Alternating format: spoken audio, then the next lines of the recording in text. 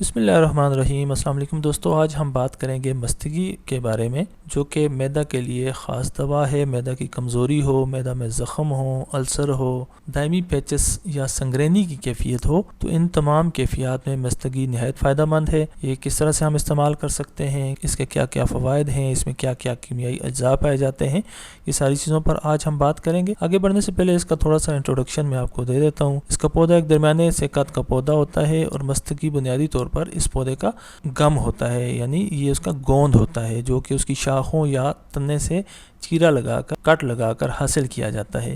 اس کے پتے اگر آپ دیکھنا چاہیں تو سامنے آپ کو اس کے پتے بھی اس کے پودے کے دکھائے گئے ہیں، جن پر سرخ رنگ کے چھوٹے چھوٹے پھل سے بھی لگتے ہیں۔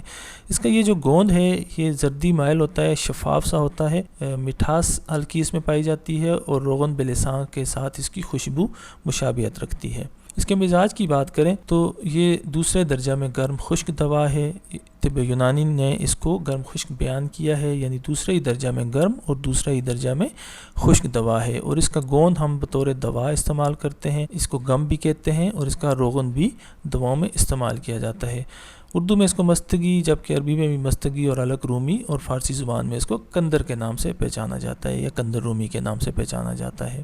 مختلف امراض میں اس کے استعمال کی بات کریں تو جیسا پہلے انٹروڈکشن میں آپ کو میں نے بتایا کہ یہ میدا کے لیے خاص دوا ہے۔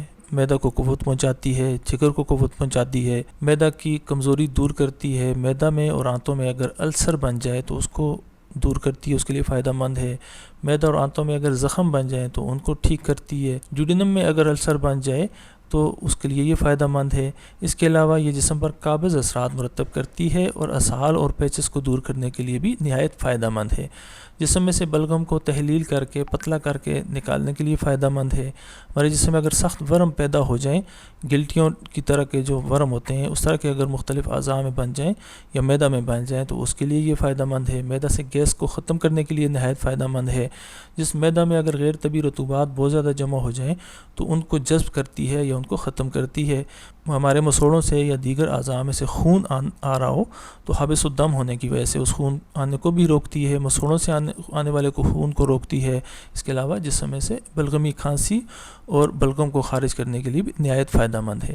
اس کے نفع خاص یعنی مخصوص نفع کی بات کریں تو یہ میدا اور آنتوں کو قوت پہنچانے کی خاص دوا ہے، میدا اور آنتوں کے زخم دور کرنے کی خاص دوا ہے، اور سنگرینی کا مرض جس میں مریضوں کو کچھ بھی چیز کھانے یا پینے کے فوراً بعد پاخانہ آتا ہے یا واش روم جانے کی ضرورت پڑتی ہے، ایسے مریضوں کے لیے یہ نہایت فائدہ مند ہے۔ اس میں 90% اس کا جو ریزنز ہے اس میں مسٹچین ایسڈ پایا جاتا ہے، جو کہ قابض اور حابس الدم اثرات مرتب کرتا ہے، یعنی پیچس، اسہال اور بہتے ہوئے خون کو روکنے کے لیے فائدہ مند ہے، اور ساتھ ہی یہ بیکٹیریا کا خاتمہ کرنے کے لیے بھی فائدہ مند ہے۔ اس کا جو اسینشیل وولیٹائل آئل ہے وہ سوزش کو ختم کرنے کے لیے اور وبائی امراض کو دور کرنے کے لیے فائدہ مند ہے۔